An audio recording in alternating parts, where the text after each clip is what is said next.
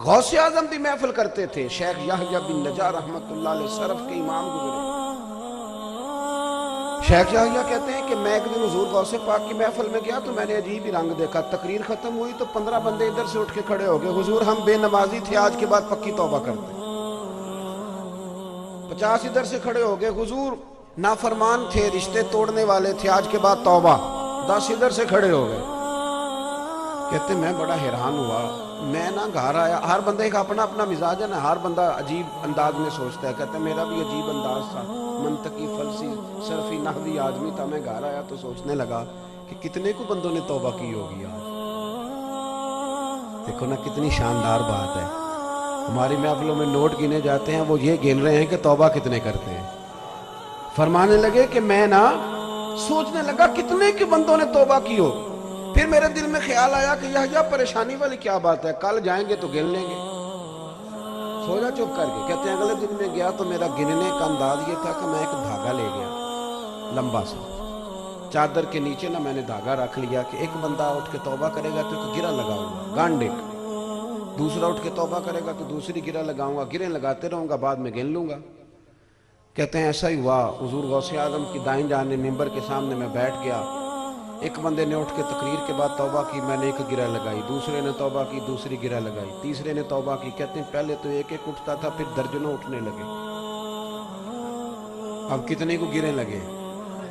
فرماتے میں پہلے بندے گنتا, پھر غوث اعظم کی تقریر, پھر میں اپنے دھاگے پہ توجہ دیتا. کہتے ہیں جب مجھے پریشان دیکھا تو غوث اعظم نے ساری بات چھوڑ کے توجہ میری جانب کی, اور شیخ نے نظر ڈالی تو مزہ ہی آ گیا. فرماتے ہیں حضور غوث اعظم فرمانے لگے یحییٰ میں دلوں کی گرہیں کھولتا جاتا ہوں, تو لگاتا جاتا ہے. میں گرہیں کھول رہا ہوں, تو لگا رہا ہے. اور پھر فرمانے لگے یہ عبد القادر کی وجہ سے توبہ نہیں کر رہے, یہ اللہ کے فضل سے کر رہے ہیں, اور اللہ کا فضل گنا نہیں جا سکتا.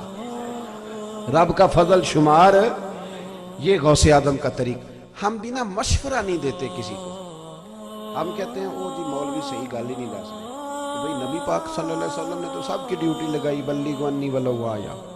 تو آپ بتا دیں صحیح بات, کتنے لوگوں کو مسجد میں لائے ہو, نمازی کتنوں کو بنایا ہے, کتنے لوگوں کو کہا یار ایک پروگرام نہ بنائیں کہ شام کو کسی قاری صاحب کے پاس بیٹھیں قرآن پاک ٹھیک کر لیں. کتنے یاروں کو ہم نے ڈرائیونگ سکھائی ہے, لیکن کسی کو قرآن بھی تو سکھا دینا چاہیے تھا نا. کتنے ہیں جنہیں واٹس ایپ چلانا ہم نے سکھایا ہے, تو کسی کو رسول اللہ کی نعت بھی سکھا دینی چاہیے تھی. یہ فریضہ سر انجام دیں نا, اس طرح بھی تو لوگوں کا رجحان لائیں نا.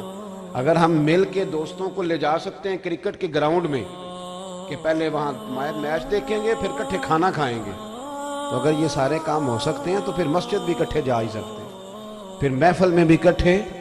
تیسرا پہلو حضور غوث اعظم کی زندگی کا بیان کر کے میں بات سمیٹتا ہوں. غوث اعظم میں نا غریب پروری بہت زیادہ تھی.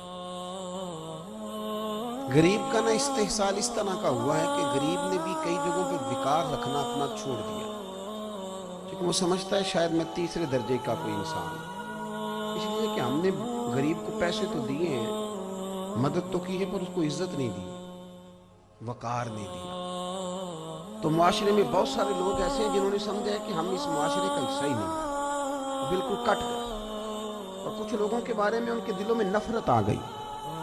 لیکن نا جب صرف ڈیزائن کی خاطر کپڑے بدلے جائیں, ہمارے کپڑے اب پرانے نہیں ہوتے, اب ڈیزائن بدل جاتا ہے.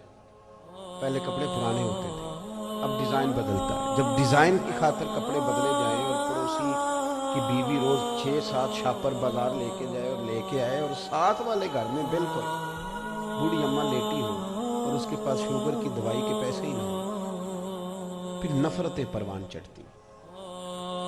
جو تنگ آتے ہیں وہ جنگ کرتے ہیں, پھر حالات خراب ہوتے ہیں.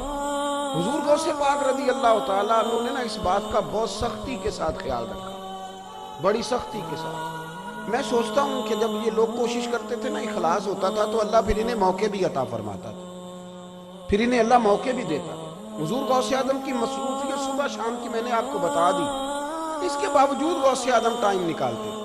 ایک دن وقت نکال کے گئے دجلہ کے کنارے, گھومتے گھومتے.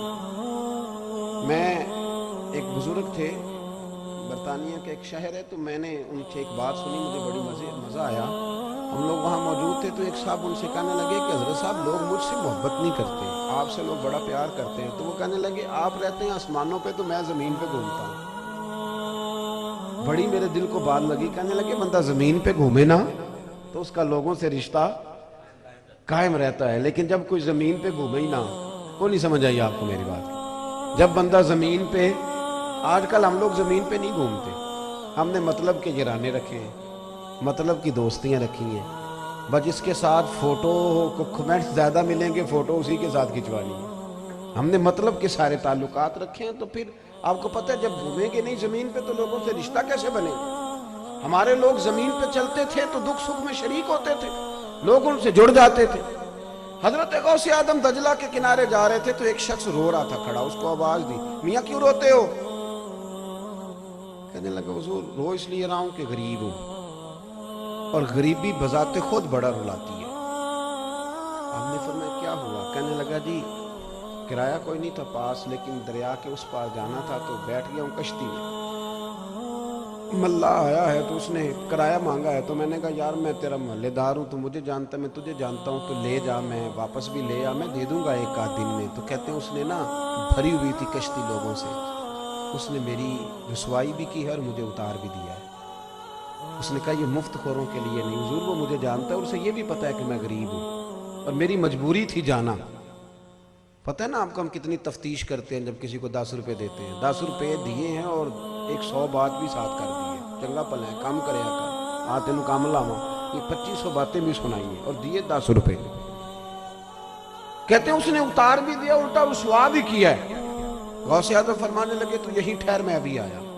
ایک ہوتی ہے غریبوں کے حق میں تقریر کرنا، ایک ہوتا ہے غریبوں سے پیار کرنا۔ غریبوں کے حق میں تقریر تو پاکستان کا ہر سیاستدان بڑی اچھی کرتا ہے، بڑی شاندار، اور کئی تو رو بھی پڑتے ہیں غریبوں کا نام لیتے لیتے، رو پڑتے ہیں، لیکن پس منظر میں پھر وہ چیزیں نظر نہیں آتی، آنسوؤں میں بھی ہوتی ہیں، تقریروں میں بھی ہوتی ہیں، لفظوں میں بھی ہوتی ہیں، پر عملاً ماحول وہ نہیں ہوتا۔ حضور غوث اعظم گھر گئے، 100 دینار لائے، اتنی دیر میں وہ ملا کشتی واپس لے کے آ گیا تھا، اس کو بھی رسوا نہیں کیا، اور اس غریب کو بھی یہ نہیں کہا کہ فکر نہ کرو میں نے غریبوں کے لیے فلانا کام کر دیا، کوئی کسی قسم کی ڈینگیں نہیں ماری، بلکہ ملا کا ہاتھ پکڑا تو کونے میں لے گیا، 100 دینار اس کی مٹھی میں تھمایا، فرمایا یہ پیسے رکھ لے، اور آج کے بعد کوئی غریب لاچار تیری کشتی میں بیٹھے نا تو اسے عبد القادر جیلانی کے کرائے پہ سفر کرا دینا، اور جب پیسے ختم ہو گئے مجھے بتانا میں دوبارہ دے دوں گا، لیکن کسی غریب کو آج کے بعد رسوا نہیں کرنا۔ یہ مزاج تھا، یہ شوق تھا، اور یہ اگر بندہ پیدا کرے تو پیدا ہو جاتا ہے۔ یہ طبیعت انسان بنائے تو طبیعت، امام غزالی فرمایا کرتے تھے تو بانٹنے کی نیت کر، اللہ تجھے بانٹنے کی توفیق دے دے۔